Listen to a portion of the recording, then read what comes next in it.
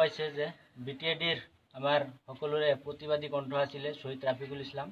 তেখেতক 2017 চনৰ আজিৰ দিনটোতে অৰ্থাৎ 1 আগষ্ট তাৰিখে কোকৰাঝাৰৰ তিতাগুৰিত দিন দুপৰতে দুষ্কৃতিকাৰীয়ে হত্যা কৰিছিলে আৰু আজিলৈকে সেই হত্যাৰ বিচাৰ নহল। আৰু শহীদ ৰাফিকুল ইছলামৰ আত্মাই যাতে চিৰশান্তি লাভ কৰে তাৰ বাবে আমি কেন্দ্ৰীয় সমিতিৰ নিৰ্দেশ মৰ্মে আমি বাক্সা জিলা আমচুৰ তৰফৰ পৰা আমি তেখেতৰ আত্মাৰ শান্তি কামনাৰে আমি এটা দোৱা অনুষ্ঠানৰ আয়োজন কৰিছিলোঁ আৰু এই আমাৰ ইতিমধ্যে দোৱা অনুষ্ঠানৰ সামৰণি পৰিছে। আৰু এই দোৱা অনুষ্ঠানৰ পৰাই আমি চৰকাৰক আহ্বান জনাইছোঁ, আজি 4টা বছৰ অতিক্ৰম কৰিলে, 4টা বছৰৰ পিছতো আজিলৈকে এজন ছাত্ৰ নেতাক হত্যা কৰা হ'ল, দিন দুপৰতে হত্যা কৰা হ'ল। আজিলৈকে ছাত্ৰ নেতাজনৰ হত্যাকাৰীক আচলতে চৰকাৰে বিচাৰি উলিয়াই উচিত শাস্তি দিব নোৱাৰিলে। আমি আহ্বান জনাইছোঁ চৰকাৰে যিহেতু যোৱা বিটিএডি নিৰ্বাচনৰ সময়ত বৰ্তমানৰ অসমৰ মুখ্যমন্ত্ৰী সেই সময়ৰ বিত্তমন্ত্ৰী আছিলে, তেখেতে কৈছিলে যে আমি পাৱাৰত অহাৰ লগে লগেই বিটিএডিত যদি আমি পাৱাৰত আহোঁ তাৰ পিছতে শহীদ ৰাফিকুল ইছলামৰ হত্যাকাৰীক উলিয়াই উচিত শাস্তি দিয়াৰ ব্যৱস্থা কৰা হ'ব।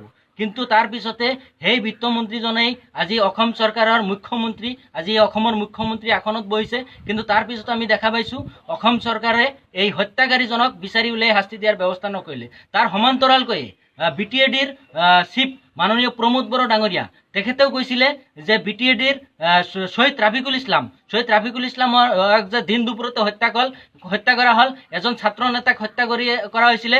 তেখেত কেৱল অকল আমাৰ সংখ্যালঘুৰে নেতা নাছিলে, তেখেত সমগ্ৰ অসমৰ সমাজ জীৱনৰ লগত জড়িত যিকোনো সমস্যাৰ হৈ মাত মাতিছিলে। সেই হিচাপে শহীদ ৰাফিকুল ইছলামৰ হত্যাকাৰীক আমি বিচাৰি ওলাই উচিত শাস্তি দিয়াৰ ব্যৱস্থা কৰা হ'ব।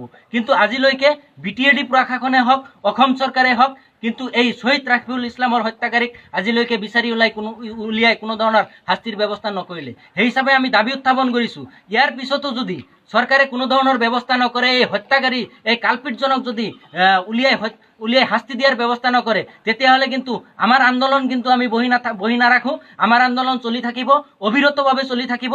ইয়াৰ পিছতে গণতান্ত্ৰিকভাৱে কোভিড প্ৰট'কল অলপ কমাৰ পিছতেই আমি গণতান্ত্ৰিকভাৱে গোটেই অসম নহয় গোটেই ভাৰতবৰ্ষতে এই ৰাফিকুল ইছলামৰ হত্যাকাৰীক লৈ আমি আন্দোলন আগবঢ়াই লৈ যাম।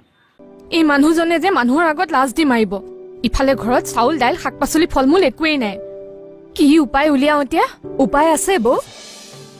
আজিৰ যুগত সকলো সম্ভৱ। নেক্সট দোকান নামৰ এপটো এনে এক সুব্যৱস্থা যাৰ জৰিয়তে আপোনাৰ দৈনন্দিন জীৱনৰ সকলো প্ৰয়োজনীয় সামগ্ৰী আপুনি বিচৰা মতে অৰ্ডাৰ কৰি কম সময়তে পাব পাৰে। মাথো তাৰ বাবে আপোনাৰ মোবাইল ফোনৰ প্লে ষ্টৰলৈ গৈ ডাউনলোড কৰক নেক্সট দোকান এপটো।